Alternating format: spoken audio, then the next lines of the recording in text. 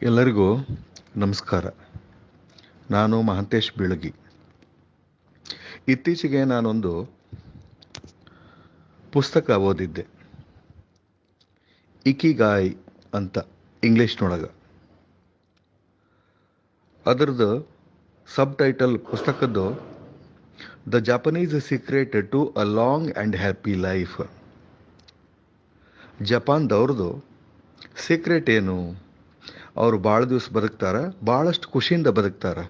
ಅದ್ರ ಸೀಕ್ರೆಟ್ರ ಏನಪ್ಪ ಅಂತ ಹೇಳಿ ಹೆಕ್ಟರ್ ಗ್ರೇಷಿಯಾ ಮತ್ತು ಫ್ರಾನ್ಸೆಕ್ ಮಿರಾಲಿಸನ್ ಅವರು ರಿಸರ್ಚ್ ಮಾಡಿ ಮಾಡಿ ಮಾಡಿ ಒಂದು ಪುಸ್ತಕ ಬರ್ದಾರ. ಆ ಪುಸ್ತಕದ ಹೆಸರು ಇಕಿಗಾಯ್ ಅಂತ. ಈ ಇಕಿಗಾಯ್ ಪುಸ್ತಕ ಓದಿದ ಮೇಲೆ ನನ್ನ ಜೀವನದೊಳಗೆ ನಿಜವಾಗಿಯೂ ಬಹಳಷ್ಟು ಪಾಸಿಟಿವ್ ಡೆವಲಪ್ಮೆಂಟು, ಪಾಸಿಟಿವ್ ಬದಲಾವಣೆ ಆಗಿದೆ. ನನಗೆ ನಿಜವಾಗಿಯೂ ಬಹಳಷ್ಟು ಖುಷಿಯಿಂದ, ಚೈತನ್ಯ ಭರಿತವಾಗಿ, ಉತ್ಸಾಹದಿಂದ ನಾನು ಪ್ರತಿ ದಿವಸ ಪ್ರತಿ ಕ್ಷಣ ಕಳೀತಾ ಇದ್ದೀನಿ. ಇದನ್ನು ಹಿಂಗೆ ಒಂದು ಸಲ ಶೇರ್ ಮಾಡೋಣ ಅಂತ ಇಂಗ್ಲೀಷ್ನೊಳಗೆ ಈ ಇಡೀ ಪುಸ್ತಕದ ಸಮರಿ ಒಂದು 10 ಪಾಯಿಂಟ್ಸ್ನೊಳಗೆ ಐತೆ. ಅದನ್ನು ಇಂಗ್ಲೀಷ್ನೊಳಗೆ ಹೇಳಿ ನಾನು ನಮ್ಮ ದೋಸ್ತಗೆ ಒಬ್ಬರಿಗೆ ಶೇರ್ ಮಾಡಿದ್ದೆ. ಅವ್ರಿಗೆ ಇಂಗ್ಲೀಷ್ ಅಷ್ಟು ಚಲೋ ಬರೋದಿಲ್ಲ. ಅದಕ್ಕೆ ದೋಸ್ತ, ನೀ ಏನಾರ ಮಾಡು, ಅದನ್ನು ಕನ್ನಡದಾಗಿ ಅನುವಾದ ಮಾಡಿ ಕನ್ನಡದಾಗ ಮಾತಾಡಿ ನಮಗಟ್ಟು ಕಳಿಸ್ಕೊಡು, ನಮಗೂ ಅನುಕೂಲ ಆಕತಿ ಅಂತ ಹೇಳ್ದ. ಆ ಕಾರಣಕ್ಕೆ ಇವತ್ತು ಅದನ್ನು ನಾನು ಕನ್ನಡದಾಗ ಹೇಳೋ ಪ್ರಯತ್ನ ಮಾಡ್ತೇನೆ. ಇದು ಇಕಿಗಾಯ್ ಅಂತಂದ್ರೆ ಒಂದು ಭಾಳಷ್ಟು ರಹಸ್ಯಮಯವಾದಂಥ ಒಂದು ಶಬ್ದ. ಇದರ ಅರ್ಥ ಕಡಿಕ್ ಹೇಳ್ತೀನಿ. 10ನೇ ಪಾಯಿಂಟ್ ಹೇಳೋತ್ನಾಗ ಇದರ ಅರ್ಥ ಹೇಳ್ತೀನಿ. ಜಪಾನ್ ದೇಶದೊಳಗೆ ಒಂದು ಓಕಿನಾವಾ ಅಂತ ಒಂದು ಸಣ್ಣದು ದ್ವೀಪ ಐತಿ. ಆ ದ್ವೀಪದೊಳಗೆ ಸರಾಸರಿ 1,00,000ದೊಳಗೆ ಅಟ್ಲೀಸ್ಟ್ 25 ಮಂದಿ 100ಕ್ಕಿಂತ ಜಾಸ್ತಿ ವಯಸ್ಸಿನವ್ರು ಇರ್ತಾರಂತ. ಅಂದ್ರೆ ಅವರು ಬಹಳಷ್ಟು ದೀರ್ಘಾಯುಷಿಗಳು ಇರ್ತಾರಂತ. ಆ ದೀರ್ಘಾಯುಷಿಗಳು ಅವ್ರು ಹೆಂಗಾದರು, ಯಾಕಾರ ಅವರು ಅಷ್ಟು ದೀರ್ಘಾಯುಷಿಗಳಾಗಿ ಬದುಕಕ್ಕೆ ಸಾಧ್ಯ ಐತಿ ಅಂತ ಇವರು ಹೆಕ್ಟರ್ ಗ್ರೇಷಿಯಾ ಮತ್ತು ಫ್ರಾನ್ಸೆಕ್ ಮಿರಾಲಿಸ್ ಅವರು ರಿಸರ್ಚ್ ಮಾಡಿ ಈ ಪುಸ್ತಕ ಬರೆದಾರ. ನಿಜವಾಗಿಯೂ ಭಾಳಷ್ಟು ಖುಷಿ ಅನ್ನಿಸ್ತತಿ. ಏನಂದ್ರೆ ಅವರು ಬಹಳಷ್ಟು ಖುಷಿಯಿಂದ ಬದುಕುವವರು. ಓಕಿನಾವಾದೊಳಗೆ ಇರುವಂಥ ಜನ ಇಚಾರಿಬಾ ಅನ್ನುವಂತಹ ಒಂದು ಇಚಾರಿಬಾ ಚೋಡ್ ಅನ್ನುವಂತಹ ಒಂದು ತತ್ವವನ್ನು ಪಾಲಿಸ್ತಾರಂತ. ಆ ತತ್ವದ ಅರ್ಥ, ಸಮಾಜದೊಳಗೆ ಅಥವಾ ಈ ಈ ಈ ಭೂಮಿ ಮೇಲೆ ನಮಗೆ ಎದುರಿಗೆ ಬರುವಂಥ ಪ್ರತಿಯೊಬ್ಬ ವ್ಯಕ್ತಿ ನನ್ನ ಸ್ನೇಹಿತ, ನನಗೆ ಬ್ರದರ್ ಇದ್ದಂಗೆ. ಅವನ್ನ ನಾನು ನನ್ನ ಜೀವನದೊಳಗೆ ಒಂದೇ ಸಲ ಭೇಟಿ ಆದರೂ ಕೂಡ ಅವ ನನ್ನ ಬ್ರದರ್ ಇರಬೇಕು, ಅವ ನನ್ನ ಸ್ನೇಹಿತ ಇರಬೇಕು ಅಂತ ತಿಳ್ಕೊಂಡು ಅವರು ಬದುಕ್ತಾರಂತ. ಹಿಂಗೆ ಬದುಕುವಂತಹ ಜನ ಸುಮಾರು 120, 112, 118, 125, 128 ವರ್ಷ ಅವ್ರು ಹೆಂಗೆ ಬದುಕ್ತಾರ? ಅವ್ರ ಬದುಕಿಗೆ ಈ 10 ಸೂತ್ರಗಳನ್ನು ಅಳವಡಿಸ್ಕೊಂಡಾರ ಅವರು. ಅದರೊಳಗೆ 1ನೇ ಸೂತ್ರ ಮೊದಲು ಇಂಗ್ಲೀಷ್ನಾಗ ಹೇಳ್ತೀನಿ. ಸ್ಟೇ ಆ್ಯಕ್ಟಿವ್, ಡೋಂಟ್ ರಿಟೈರ್ ಅಂತ. ಆ್ಯಕ್ಟಿವ್ ಆಗಿರಬೇಕು, ರಿಟೈರ್ ಆಗಬಾರ್ದು ಅಂತ. ಅಂದ್ರೆ ನಾವು ಯಾವುದನ್ನು ಮಾಡಿ ಭಾಳಷ್ಟು ಖುಷಿ ಪಡ್ತಿರ್ತೀವಲ್ಲ, ಅದನ್ನು ನಾವು ಪ್ರೊಫೆಷ್ನಲಿ, ವೈಯಕ್ತಿಕವಾಗಿ ನಮ್ಮ ಏನು ವೃತ್ತಿಯಿಂದ ನಿವೃತ್ತಿ ಆದರೂ ಕೂಡ ನಾವು ಅದನ್ನು ಮಾಡ್ಕೋತಾನೆ ಇರಬೇಕು. ಅದನ್ನು ಅಕಸ್ಮಾತ್ ಬಿಟ್ವಿ ಅಂದರೆ ನಮ್ಮ ಜೀವನದ ಉದ್ದೇಶ ನಾವು ಕಳ್ಕೊತೀವಿ. ಯಾವುದನ್ನು ಮಾಡಿದ್ರೆ ನಮಗೆ ಖುಷಿ ಕೊಡ್ತದೆ, ಯಾವುದನ್ನು ಮಾಡಿದ್ರೆ ನಾವು ಸಮಾಜಕ್ಕೆ ಮತ್ತೊಬ್ಬರಿಗೆ ಕಂಟ್ರಿಬ್ಯೂಟ್ ಮಾಡ್ತೀವಿ, ಮತ್ತು ಸಮಾಜದ ಸೌಂದರ್ಯವನ್ನು ಜಾಸ್ತಿ ಮಾಡ್ತೀವಿ, ಮತ್ತೊಬ್ಬೊಬ್ಬರಿಗೆ ಉಪಯೋಗಕ್ಕೆ ಬರುವ ವಸ್ತು ಆಗಿ ನಾವು ಇರುವಂಥ ಕೆಲಸ ಯಾವುದನ್ನು ಮಾಡ್ತೀವಲ್ಲ ಅದನ್ನು ರಿಟೈರ್ ಆದಮೇಲೂ ಮಾಡೋದನ್ನು ಕಂಟಿನ್ಯೂ ಮಾಡಬೇಕು. ರಿಟೈರ್ ಆಗಬಾರ್ದು. ಅದಕ್ಕೆ ಆ್ಯಕ್ಟಿವ್ ಆಗಿರಬೇಕು, ಡೋಂಟ್ ರಿಟೈರ್ ಅಂತ ಹೇಳೋದು. 2ನೇದು, ಟೇಕ್ ಇಟ್ ಸ್ಲೋ. ಬಹಳಷ್ಟು ಹರಿಬರಿ ಒಳಗೆ ಇರಬಾರ್ದು. ಅವಸರದೊಳಗೆ ಗೋಜಲು ಜೀವನ ಮಾಡ್ಕೊಂಡು ಇರಬಾರ್ದು. ಯಾವುದಕ್ಕೂ ಅವಸರ ಮಾಡಬಾರ್ದು. ಸಾವಕಾಶವಾಗಿ ನಡೆದವ ಭಾಳ ದೂರ ಹೋಗ್ತಾನಂತ. ಸೊ ಅರ್ಜೆನ್ಸಿ, ಅವಸರ ಅದನ್ನು ಬಿಟ್ಟ ಜೀವನ ಮತ್ತು ನಿಮ್ಮ ಜೀವನದ ಕಾಲ ಹೊಸ ಅರ್ಥ ಪಡಿಬೇಕಂದ್ರೆ ನೀವು ಸಾವಕಾಶವಾಗಿ ನಡಿಬೇಕು. Take it slow. 3ನೇದು, ಡೋಂಟ್ ಫಿಲ್ ಯುವರ್ ಸ್ಟಮಕ್. ಭಾಳಷ್ಟು ದಿವಸ ನೀವು ಬದುಕಬೇಕಂದ್ರೆ ಕಡಿಮೆ ಊಟ ಮಾಡಬೇಕು. ಕಡಿಮೆ ಊಟ ಮಾಡ್ಬೇಕಂದ್ರೆ ಗಾಳಿ ಮೇಲೆ ಬದುಕೋದನು, ಒಂದು 5% 10% ಊಟ ಮಾಡೋದನು ಇಲ್ಲ. ಹೊಟ್ಟೆ ತುಂಬ ಊಟ ಮಾಡಿರಿ, 80% ಆಯಿತು ಅಂತಂದ್ರೆ ಬಿಟ್ಟು ಬಿಡ್ರಿ. ಆ 20% ಖಾಲಿ ಏನು ಉಳಿಸ್ತಿರಲ್ಲ ಅದು ನಿಮ್ಮನ್ನು ಸುಮಾರು 100 ವರ್ಷದ ಮೇಲೆ ಬದುಕಸಾಕ ಸಹಾಯ ಮಾಡ್ತತಿ ಅನ್ನುವಂಥದ್ದು. ಅದಕ್ಕೆ ಎಲ್ಲಾನು ತಂದು ಹೊಟ್ಟೆ ತುಂಬಿಸಿ ಅದನ್ನು ಕಸದ ಚೀಲ ಮಾಡೋ ಬದಲಿ ಅದು ನಮ್ಮ ಜೀವನಕ್ಕೆ ಚೈತನ್ಯ ಕೊಡುವಂತಹ ಒಂದು ದೊಡ್ಡ ಮಷೀನ. ಆ ಮಷೀನಕ್ಕೆ ಎಷ್ಟು ಹಾಕ್ಬೇಕು ಅಷ್ಟು ಹಾಕಬೇಕು ಅನ್ನುವಂಥದ್ದು ನಾವು ಮೈಮ್ಯಾಗ ಖಬರ ಅರಿವ ಇಟ್ಕೊಂಡು ಸ್ವಲ್ಪ ತಿನ್ಕೋತ ಹೋಗಬೇಕು. 80%ಗಿಂತ ಜಾಸ್ತಿ ತಿನ್ನಬಾರ್ದು. 4ನೇದು, surround yourself with good friends. ಅಂದ್ರೆ ನಿಮ್ಮ ಸುತ್ತಮುತ್ತ ಒಳ್ಳೆಯ ಸ್ನೇಹಿತರಿರಬೇಕು. ಅವರ ಒಳ್ಳೆ ಔಷಧ ಇದ್ದಂಗೆ.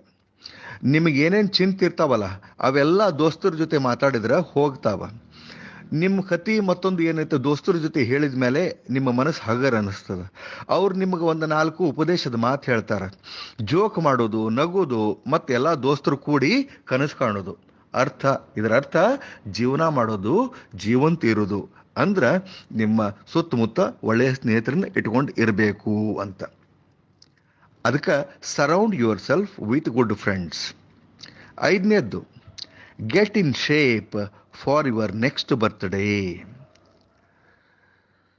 ಮುಂದಿನ ವರ್ಷದ ಬರ್ತ್ಡೇಕ್ಕೆ ನೀವು ಪ್ರಾಪರ್ ಶೇಪ್ನೊಳಗೆ ಇರಬೇಕು ಅಂತಂದ್ರೆ ನೀವು 99 ವರ್ಷನವ್ರು ಈಗಿದ್ರೂ ಕೂಡ ಮುಂದಿನ ವರ್ಷ ನನ್ನೊಂದು ಬರ್ತ್ಡೇ ಬರ್ತತಿ, ಅದಕ್ಕೆ ನಾ ಪ್ರಾಪರ್ ಶೇಪ್ನೊಳಗೆ ಇರಬೇಕು ಅನ್ನುವಂಥ ಖಬರ್ ಇರಬೇಕು. ಅದಕ್ಕೆ ಕ್ರಿಯಾಶೀಲ ಇರಬೇಕು. ಸ್ವಲ್ಪ ಎಕ್ಸಸೈಸ್ ಮಾಡಬೇಕು. ಎಕ್ಸಸೈಸ್ ಮಾಡಿದ್ರೆ ಈ ಕೆಲವೊಂದಿಷ್ಟು ಹಾರ್ಮೋನ್ಗಳು ಬಿಡುಗಡೆ ಆಕ್ಕವಂತ. ಆ ಹಾರ್ಮೋನ್ಗಳು ನಮ್ಮನ್ನು ಬಹಳಷ್ಟು ಖುಷಿ ಮಾಡ್ತಾವಂತ. ಅದಕ್ಕೆ ಎಕ್ಸಸೈಸ್ ಮಾಡಬೇಕು, ಕೆಲಸ ಮಾಡ್ಕೋತಿರ್ಬೇಕು. ನಿಂತ ನೀರು ಕೊಳಿತದ, ಹೊಲಸು ವಾಸನೆ ಬರ್ತದೆ. ಆದ್ರೆ ಅದು ಫ್ರೆಶ್ ಆಗಿರ್ಬೇಕಂತಂದ್ರೆ ಅದು ಹರಿತಾ ಇರಬೇಕು. ವಾಟರ್ ಶುಡ್ ಮೂವ್, ನೀರು ಹರಿತಾ ಇರಬೇಕು. ಹಂಗೆ ನಮ್ಮ ದೇಹ ಕೂಡ ಏನಂತಂದ್ರೆ ಒಂಥರ ನದಿ ಇದ್ದಂಗೆ ಅದು ಹರಿತಾ ಇರಬೇಕು, ನಿಂತಲ್ಲೇ ನಿಂದಿರಬಾರ್ದು. ಎಕ್ಸಸೈಸ್ ಮಾಡಬೇಕು. Get in shape for your next birthday. ಮುಂದಿನ ವರ್ಷದ ಬರ್ತ್ಡೇಕ್ಕೆ ಈಗಿಂದನ ತಯಾರಿ ಮಾಡು ಅಂದ್ರೆ ನೀನು ಸ್ವಲ್ಪ ಕ್ರಿಯಾಶೀಲ ಆಗಿರು, ಸ್ವಲ್ಪ ಎಕ್ಸಸೈಸ್ ಮಾಡ್ಕೋತಾನೆ ಇರಬೇಕು. ಮುಂದಿನ ವರ್ಷದ ಬರ್ತ್ಡೇಕ್ಕೆ ಕೇಕ್ ಕಟ್ ಮಾಡಬೇಕಾ ಇಲ್ಲ, ದೋಸ್ತರನ್ನ ಕರಿಬೇಕಾ ಇಲ್ಲ, ಅದಕ್ಕೆ ಈಗ ಎಕ್ಸಸೈಸ್ ಮಾಡೋದ. 6ನೇದ್ದು, ಸ್ಮೈಲ್, ನಗರಿ, ನಗಬೇಕು. ಯಾವ ನಕ್ಕೋತಾ ಇರ್ತಾನ ಅವನಿಗೆ ದೋಸ್ತರು ಭಾಳ ಮಂದಿ ಇರ್ತಾರೆ. ನಕ್ಕೋತಾ ಇರಬೇಕು. ಯಾರು ನಕ್ಕೋತಾ ಇರ್ತಾರ ಅವರು ಬಹಳಷ್ಟು ಸ್ನೇಹಿತರನ್ನು ಗಳಿಸ್ತಾರೆ. ನಗೋದ್ರಿಂದ ನಮ್ಮ ಜೀವನ ಬಹಳಷ್ಟು ಸುಖಮಯ, ಸಂತೋಷ ಆಗ್ತದೆ. ಮತ್ತು ಎಲ್ಲ ದುಃಖಗಳನ್ನು ಮರಿಬೇಕಂತಂದ್ರೆ 4 ಮಂದಿ ದೋಸ್ತರ ಜೊತೆ ಕುಂತ ಹರಟಿ ಹೊಡೆದ ಒಂದು 4 ಜೋಕ್ ಹೇಳಿ ನಾವು ಜೋರಾಗಿ ನಾವು ಏನು ನಗ್ತೀವಲ್ಲ ಅವಾಗ ಎಲ್ಲಾನು ಮರ್ತು ಬಿಡ್ತೀವಿ, ಮಕ್ಕಳಾಗಿ ಬದುಕ್ತೀವಿ. ಅದಕ್ಕೆ ನಾವು ನಗಬೇಕು. So smile. 7ನೇದ್ದು, ರೀಕನೆಕ್ಟ್ ವಿತ್ ನೇಚರ್. ನಾವು ನಿಸರ್ಗದ ಒಂದು ಭಾಗ ನಾವು. ಪರಿಸರ ನಿಸರ್ಗದ ಒಂದು ಭಾಗ.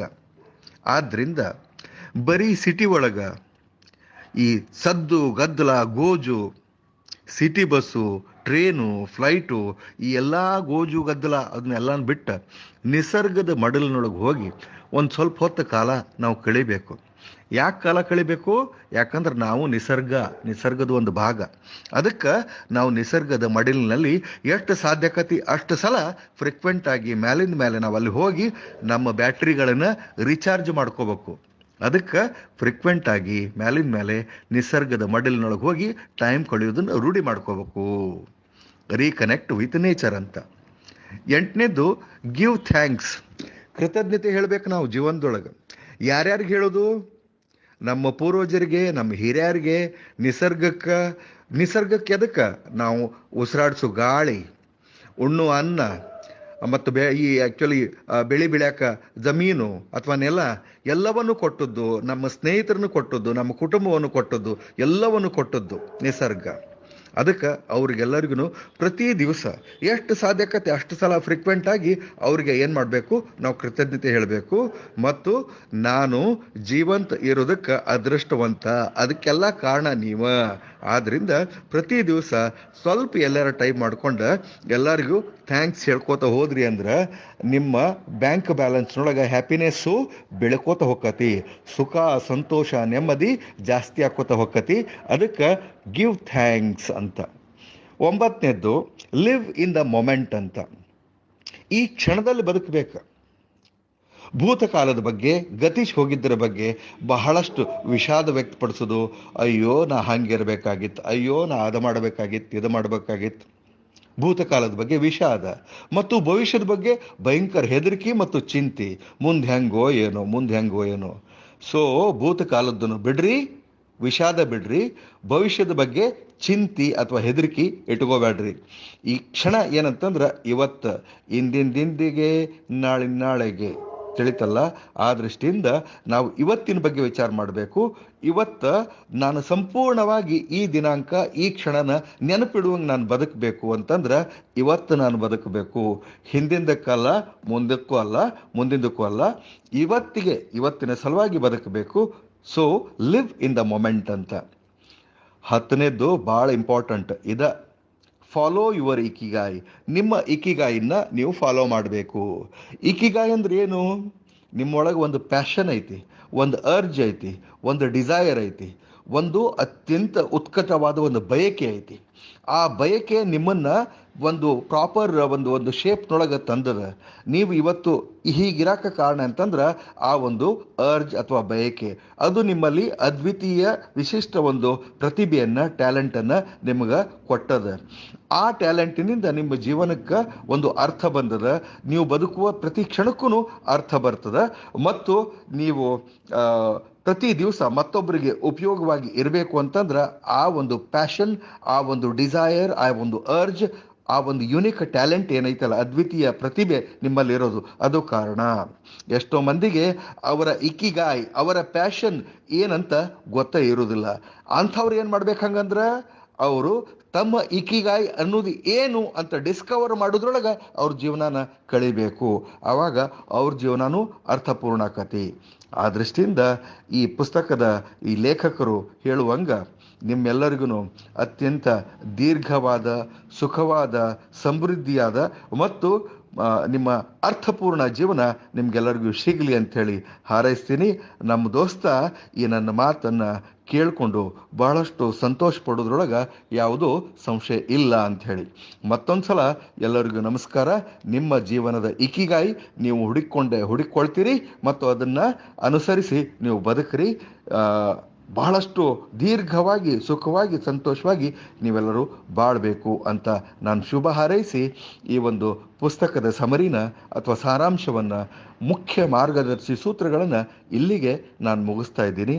ನಮಸ್ಕಾರ. Good night.